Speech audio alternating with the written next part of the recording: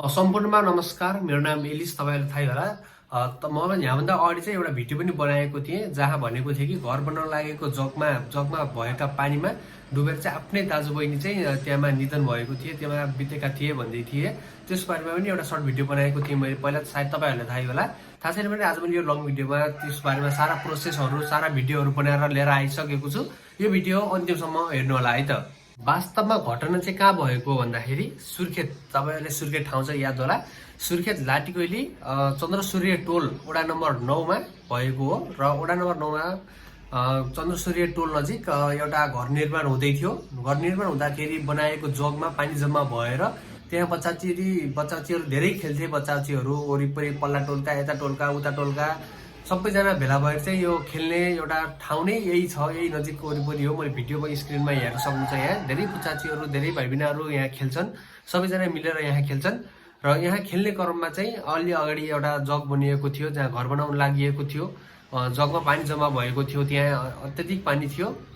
त्यसमा चाहिँ अब खेल्दा खेल्दै त्यहाँ खसेर, होलीको दिन हो, खेल्दा खेल्दै त्यहाँ खसेर चाहिँ आफ्नै दाजुबहिनी, दाजुको नाम चाहिँ के भन्दाखेरि 8 वर्षको खेमराज कटुवाल र 7 वर्षकी दीपिका कटुवाल बहिनी रहेकी छिन्। र दुईजनाको घर चाहिँ जाजरकोट हो। जाजरकोटबाट चाहिँ बजैले हेर्न, यो म अगाडि स्क्रिनमा देखाएको यो नीलो कलरको घर चाहिँ तिनीहरू भाडामा बस्थे। यो सेकेन्ड तलामा चाहिँ भाडामा बस्थे र बजैले हेर्नु भएको थियो दुईटैलाई। एउटाको नाम दीपिका बहिनी र अनि अर्को खेमराज भाइ।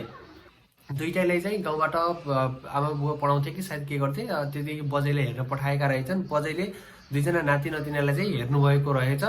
टोटल 3 भाइबिना रहेछन्। 3 भाइबिना मध्ये 2टा बितिहाले, अब एउटा दिदी मात्र बाँकी रहेकी छिन्।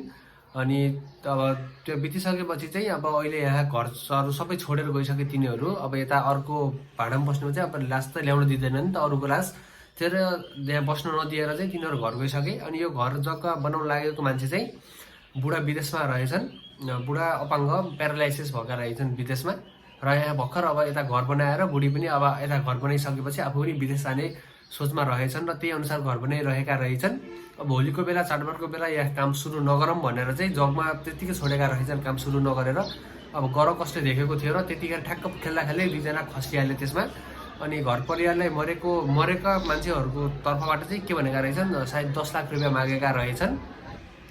अब यता ऋण गरी यता घर बनाउन लागेकी थिइन् तिनीहरू। अब मगरहरू हुन्, त्यहाँ घर बनाउन लागेका थिए। 10 लाख रुपियाँ माग्दाखेरि त्यस्तो नसकेर चाहिँ कति 1-2 लाख रुपियाँ चाहिँ दिए। पछि अरू भनेर कुरासुरा मिलाइरहेका थिए र 10 लाख तिर्न सक्दैन यता कुरा गरिरहेका थिए।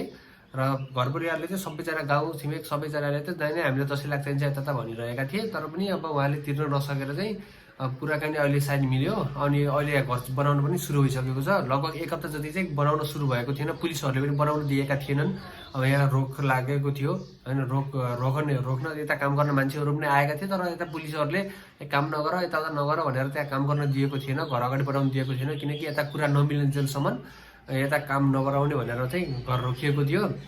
र दुईजना चाहिँ आफ्नै, अब मैले के सोचेको थिएँ, दुईजना आफ्नै 2 बहिनी, मतलब अङ्कलको छोरा यता छोरीको छोरा, एउटै आमाको 2जना छोराछोरी रहेछन्, दीपिका र खेमराज कटुवाल। दुईजना चाहिँ आफ्नै परिवारका रहेछन्। बिचरा त मर्नेको घरतिरबाट चाहिँ कालीकोट हो कि जाजरकोटको घर हो। जाजरकोटबाट चाहिँ अब बजै अनि 2जना नाति नातिनालाई पढाउनुको लागि गाउँदेखि यहाँ सहरमा भाडामा बस्न पठाएका रहेछन्। बजैलाई हेरिदिनु भनेर। बजै पनि नाति नातिनालाई सधैँ हेर्ने, सधैँ सँगै बस्ने हुन्थ्यो। केही दिन मात्र अब साथीहरू सबैजना आएका छन्, होली खेल्छन् होला भनेर बजैले पनि छतबाट हेरिराख्नु भएको थियो। अनि सबैजना होली खेलिरहेका थिए र एक अचानक बजै अब भित्र जानुभएको थियो, के गर्नुभएको थियो कसैले पनि थाहा भएन।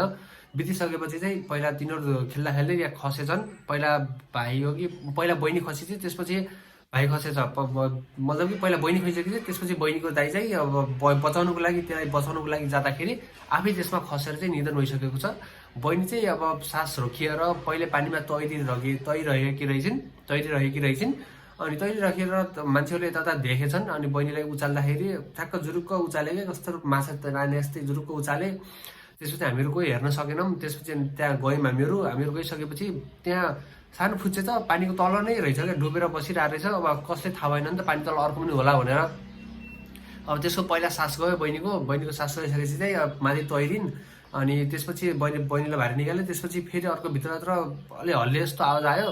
त्यसपछि अनि सब तल हेर्दाखेरि चाहिँ भाइ पनि तलै नै गाडिएको रहेछ हिलोमा। ठ्याक्क त्यो भाइले पनि तान्दाखेरि चाहिँ भाइको सास त अलिअलि सास चलिरहेको थियो, बहिनीको त सास चलेको थिएन, त्यतिखेर नै निधन भइसकेको थियो। भाइको अलिअलि आश थियो, अलिअलि जिउँदो हुन्छन् कि भनेर आश थियो, सास चलिरहेको थियो। अनि तुरुन्तै बाइकमा हालेर चाहिँ हस्पिटल लग्यौँ। हस्पिटल लग्दाखेरि चाहिँ बाटोमै अब सास रोकिसकेको थियो, तर पनि डक्टरले के अब पेट सेट नाचर गरायो, अब बाँच्छ कि भनेर यता गर्दाखेरि त्यतिखेर नै अब निधन भइगयो, दुईटाकै निधन भइसक्यो। त्यसपछि यो खबर सुन्न नसकेर बजे बेहोस भइन्, अचानक बेहोस भइसकेपछि बजे पनि हस्पिटल गइन्। त्यसपछि अनि घर परिवारलाई फोन गरिदिए, घर परिवार पनि अनि आमा बुवाहरू आए। त्यसपछि आइसकेपछि चाहिँ अनि यता भाडामा बस्ने घरमा चाहिँ ल्याउन दिएन नि त, अब अर्का उमा ल्याउन दिएन। त्यसपछि अनि त्यहाँदेखि सिधै भेरी लगेर त्यहाँ जलाएर त्यसपछि अनि फेरि गाउँ गएछन् सबैजना, गाउँबाट आएका छैनन्। बिचरा बुढी बजे चाहिँ बुढा पहिले विदेशमा बुढा पहिले मरिसक्नु भएको रहेछ, पहिले निधन भइसक्नु भएको रहेछ, बजे मात्र एक्लै हुनुहुँदो रहेछ। अनि बजेले चाहिँ अब सबै भाइ उता नाति नतिना हेरिदिलान् भनेर यता भाडामा बस्न पठाएर हेरिदिनको लागि, स्कुल पढाउनको लागि यता बस्दिनु भएको रहेछ। पहिले बुढा बितिसकेका अनि अहिले बसेका नाति नतिना दुइटै बितेका। अब गाउँतिर समाजमा एक त के हल्ला हुन्छ भन्दाखेरि अब यो त बोक्सिनी, यो त यो यता यता एक त यस्तै खालका हल्लाहरू चलिरहेको हुन्छन् गाउँमा। अनि 81 बजेले अब के हुने भयो भन्दाखेरि अब पहिला बुढो खाइ, अब अहिले के अरे नाति नतिना पनि खाइ भन्ने हुन्छ नि त। अब गाउँतिरको यस्तो कसले बुझ्दैनन्, जो पनि आरोप लगाउन मात्र जानेका छन्। बजेले बिचरा त्यही भनेका थिए अरे। अब के गर्नु, अब सबैजनाले म यही भन्न चाहन्छु कि सबैजनाले आफ्नो बच्चा बच्चीहरूलाई चाहिँ सुरक्षित हेर्नु होला, यता टाढा जान नदिनु होला, अरू आयो भने नि यस्तो नजर राखिराख्नु होला बेला बेलामा छिनछिनमा, त्यही भन्न चाहन्छु। अनि यो अगाडि घर बनाउँदाखेरि चाहिँ अब रोकिएको थियो, त्यो जगसम्म मात्र थियो। त्यसपछि घर अगाडि बढाउने कि नबढाउने मान्छे मरिसके यहाँ, अब यो घर बेच्ने कि के गर्ने कि यसमा हाल्ने कि नहाल्ने कि भनेर कुरा चलिरहेको थियो।